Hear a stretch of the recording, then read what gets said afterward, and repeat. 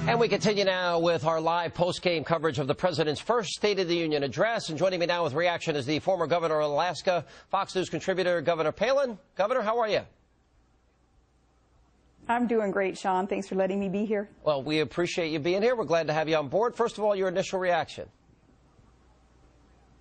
I think that there was a lot of lecturing going on tonight versus inspiring the American people and independent politicians who were sitting there in the audience waiting to hear some acknowledgement that there has been a disconnect between the White House and the people who are expecting more from our government, more in terms of empowerment of the people, not relying on government to meet all of our challenges, but empowering our families, our small businesses to fix the problems that we're facing today. Governor, my take on it was not as presidential as I would expect it to be. Let me explain by that. I thought it was extremely partisan. I thought he regurgitated all the old lines of old speeches, doubled down on cap and tax and on tax increases, you know, more stimulus spending, a freeze, but the freeze doesn't start for another year. What was your reaction to the tone specifically of the speech?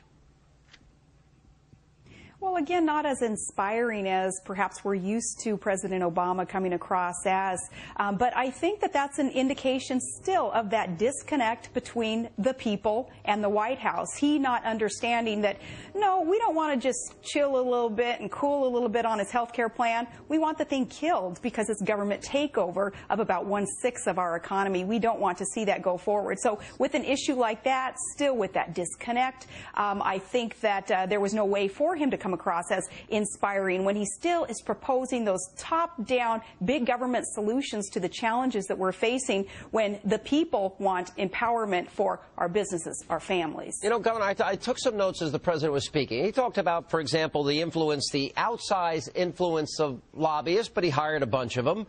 He talked about, quote, to do our work openly. He promised C-SPAN. It was all behind closed doors. He said, for example, we're going to eliminate earmarks. Well, he signed all the earmarks. You know, he talked about balancing budgets, but he's raised the debt, nearly quadrupled it. Is he out of touch in some way with his own policies? Oh, I believe so, and I think a lot of the fact checkers tonight are going to be quite busy as they run down the content of that speech, and they're going to call him on some of these claims that he made tonight. For instance, you bring up the lobbyist issue. Yeah, he's got at least 11 high-powered lobbyists who are part of now his administration, helping make some calls, and yet he claimed that lobbyists essentially aren't having a whole lot to do with policy. That's not entirely true. So fact checkers are going to be pretty busy tonight, and tomorrow I think we're going to see a lot of the details come out. All right, I want to show our audience something. There was a moment in the speech tonight, Governor, where he spoke about campaign finance and the Supreme Court decision. Now, we have an isolated view of Justice Alito, and you could watch his lips. It's clear to me what he's saying. He's using the words "not true." So let's roll this tape, and I want to get your take on this. Including foreign corporations, to spend without limit in our elections. Did you see that, Governor? I saw it, Sean. I tell you, this is why people are disenchanted and are becoming more and more disengaged, really, from what their government is doing. Because when we see an issue like this, words spoken that may not be true, coming from our president and embarrassing our Supreme Court and not respecting the separation of powers, we have a problem. And that's illustrated there by that justice mouthing those words, not true. Now, one or the other is being disingenuous here, either our president in what he just claimed or the Supreme Court justice. And I think that this is going to be a huge takeaway moment from the speech tonight. No, I think it's going to be a huge takeaway moment, too. What did you think specifically when he brought up the issue of health care, Governor? I'd love to get your take on that. More specifically, he almost sounded as if, well, we the American people, that we're just sort of out of touch. We're not understanding him. And he actually used the phrase, you know, it's a complex issue. The longer it was debated, the more skeptical people became. I take my share of blame for not explaining it to the American people. And I'm thinking, you explained it again and again and again, and people rejected it. So what was your takeaway?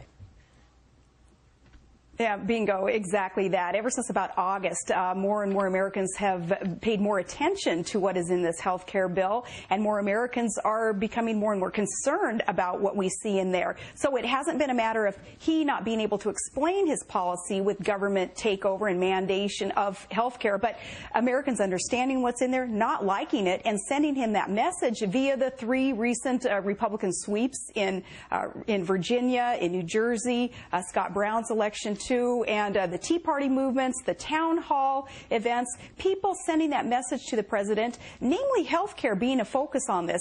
He not understanding that we don't want to see government takeover of 1/6 of our economy. Yeah, well, let me ask you, I got to get in one national security question. He did not spend a lot of time on the speech. When I printed out my version, it was only 14 pages, and only about 1.5 pages max was used on the issue of national security. But he said at one time, for America must always stand on the side of freedom and human dignity, Governor. And I'm thinking, except maybe in Iran, when people are risking their lives and they're on the streets and Iran thumbs their nose at America. Did you have the same reaction or a different reaction?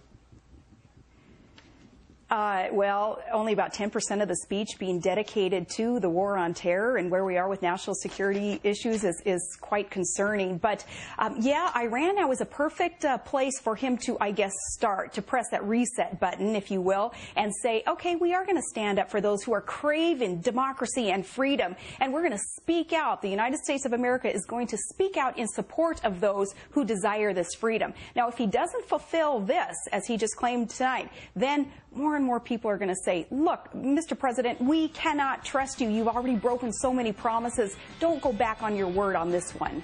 All right, Governor, we always appreciate having you, and thanks for being with us. Thank you.